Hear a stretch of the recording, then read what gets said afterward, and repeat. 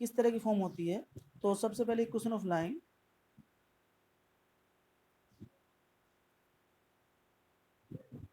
Equation of line में आपके पास दो कंडीशन ऑलवेज गिवन होंगी, हमेशा दो कंडीशन गिवन होंगी, वो डायरेक्ट इनडायरेक्ट फॉर्म में हो सकती हैं।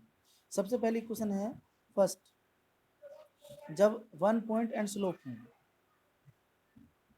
1 point as x1 y1 and slope m given होगा, तो इक्वेशन होगी हमारे पास y minus y one m x minus x. अब आपको कभी कभी दो पॉइंट कंडीशन हो सकता है टू पॉइंट फॉर्म में, टू पॉइंट फॉर्म। अब इसमें आपको क्या मिलेगा कि स्लोप नहीं मिला है, इस बार कंडीशन गिवन है टू पॉइंट्स की। तो पहला point x1 y1 and next point x2 y2। तो आप इससे m निकाल लीजिए, you know m y2 minus y1 और x2 माइनस x। और अब आप इस इक्वेशन बना सकते हैं ऊपर वाले फॉर्मूले से ही, जस्ट y माइनस y1 और m की वैल्यू आप यहाँ पर पुट कर रहे हैं direct, x minus x। Next point होता है जब हमारे पास स्लोप गिवन है 0.3 एज ए स्लोप गिवन है, slope m and y intercept, y intercept. Intercept का मीनिंग होता है a part of axis from the origin, a part of axis from the origin cut by a line. Means आपको मैं इसका diagram थोड़ा सा बता देता हूँ, एज ए सिंपल ये ले लेते हैं। तो इसका स्लोप m, ये वाला आपका m है, इसको आप tan थीटा ले लीजिए, ये थीटा एंगल है तो इसको आप m कहते हैं। और ये वाली लेंथ जो है हमारे पास y एक्सिस की लेंथ, इसको मैं c ले लेता हूँ, यहाँ पर y intercept c।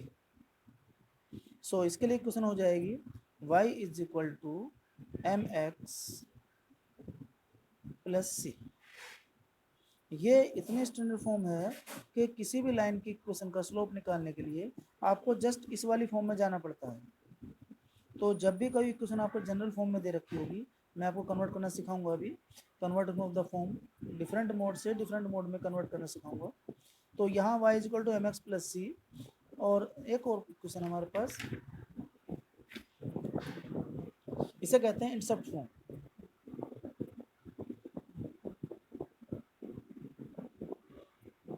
Intercept form, इस बार क्या होता है कि हमारे पास दोनों इंटरसेप्ट गिवन है, एक लाइन दोनों एक्सिस को कट कर रही है, दिस इंटरसेप्ट हैज ए और this is y intercept as b. तो इसमें आप अपनी कॉन्सेप्चुअल से ये वाला पॉइंट भी निकाल सकते हैं, this is a zero and this is zero b, and two point form से इक्वेशन बना सकते हैं। बट डायरेक्ट बनाना चाहें तो इक्वेशन फॉर्म होती है x upon a plus y upon b is equal to 1। ध्यान रखना कभी कभी ये जो एक्सिस है हमारी लेंथ, अगर ये नेगेटिव में हो, सपोज करो ये माइनस में होता, तो यहाँ पर ये x अपॉन माइनस से हो जाता y अपॉन बी। और अगर ये लाइन यहाँ से होती तो यहाँ b भी माइनस का है, a भी माइनस का है, तो ये -1 हो जाता। ये लाइन यहाँ से होती तो आपके पास y माइनस का है तो मीन -b और x a, तो यहाँ पर माइनस है, बस साइन का फर्क पड़ता है। कोऑर्डिनेट दोनों हमारे जो एक्सिस हैं इंटरसेप्ट पॉजिटिव है तो दोनों पॉजिटिव, नेगेटिव होते तो दोनों नेगेटिव। ठीक है, नेक्स्ट पॉइंट हमारा फिफ्थ पॉइंट, इसे कहते हैं नॉर्मल फॉर्म। नॉर्मल फॉर्म ये उस लाइन की इक्वेशन है जो ओरिजिन से परपेंडिकुलर डाला गया, जिस पर ओरिजिन से परपेंडिकुलर डाला गया है और इसकी लेंथ p है, और ये वाला जो परपेंडिकुलर है ये इससे एंगल बनाता है थीटा। ध्यान रखना इक्वेशन ऑफ लाइन दिस, इस इक्वेशन की, इसकी लाइन की इक्वेशन बन रही है, तो इक्वेशन होगी हमारे पास x cos theta plus y sine theta is equal to p. ये आपके 5 फॉर्म है, इन 5 फॉर्म से कोई भी इक्वेशन कन्वर्ट हो सकती है, आपको इनमें से कोई एक कॉन्सेप्ट दिया जाएगा और इक्वेशन आपको बनानी होगी। अब कभी कभी क्या आता है कि हमें इक्वेशन दे दी जाती है और हमसे कहा जाता है कि इस फॉर्म में कन्वर्ट करें। तो बहुत सिंपल है मैं आपको दिखा रहा हूँ कन्वर्सेशन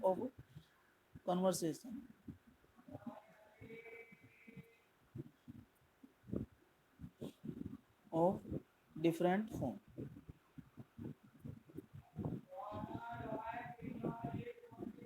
इसमें क्या होता है कि आपको जनरल इक्वेशन दी जाएगी A X B Y plus C is equal to 0। आपको इसे कन्वर्ट करना होगा।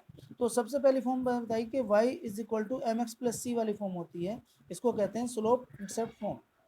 तो उसमें आपको y की वैल्यू निकालनी होती है, अदरवाइज सब कांस्टेंट वैल्यू जो है या वेरिएबल वैल्यू आप दूसरी साइड में ले जाएंगे।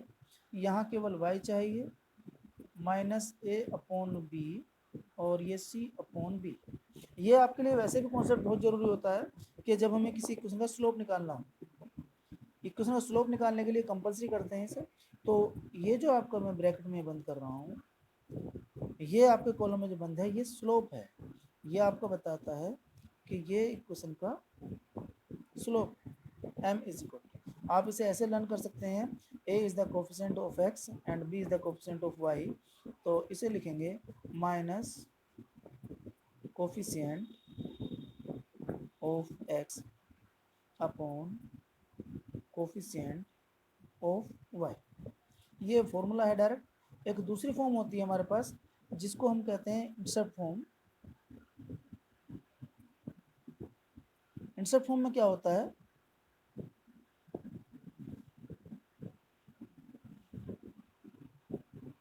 इंटरसेप्ट फॉर्म में क्या होता है, इक्वेशन आपके पास यही हो, हम जनरली मान के चलते हैं कि हमें यही इक्वेशन मिली।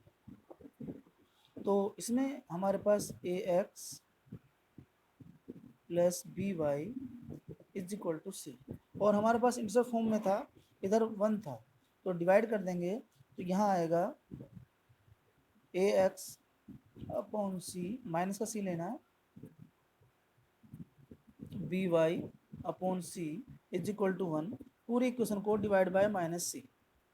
बट हमारे पास जो फॉर्म है वो x अपॉन है, तो हाँ आप लिखेंगे x अपॉन, यहाँ लिखा जाएगा minus c upon a plus minus b upon a, sorry c upon b minus c upon b is equal to 1। ये आपकी वो फॉर्म है जो इक्वेशन डायरेक्ट बता देती है कि उसका एक्स इंटरसेप्ट कितना है और वाई इंटरसेप्ट कितना है। कोई भी इक्वेशन आप डायरेक्ट जा रही है तो उसे पता कर सकते हैं कि इक्वेशन कैसे बनेगी। जैसे सिंपली यहाँ पर इक्वेशन बात कर रहे हैं, मैं अभी ये बता रहा था। तो इस इक्वेशन में अगर ये पॉइंट जा रहा है तो ये सपोज करो इसकी लेंथ 3 है और इसकी लेंथ 5, इक्वेशन होगी x अपॉन 5 plus y upon 3 is equal to 1। आप जब इसे कन्वर्ट करेंगे तो ये इक्वेशन इस तरह बन के आएगी 3x plus 5y is equal to 15। अब आप इसे कन्वर्ट करना चाहेंगे कि हमारे पास x का स्लोप कितना है, x इंटरसेप्ट कितना है, तो यहाँ पर x अपॉन 15 अपॉन 3, तो ये हमारा 5 आ जाएगा जो यहाँ से पता पड़ रहा है, और डायरेक्ट इक्वेशन से पता पड़ जाएगा इससे कि हमारे पास x इंटरसेप्ट कितना है और y इंटरसेप्ट कितना है। ये 3 फॉर्म आपकी हैं जो कन्वर्ट करने के लिए आती हैं, या तो स्लोप निकालना होता है या फिर कोई कोऑर्डिनेट निकालना होता है। ठीक है ना, बहुत आसान है और इन्हें आप आसानी से कर सकते हैं। मैं वापस चल रहा हूँ और आपको क्वेश्चन करा रहा हूँ, ठीक है ना।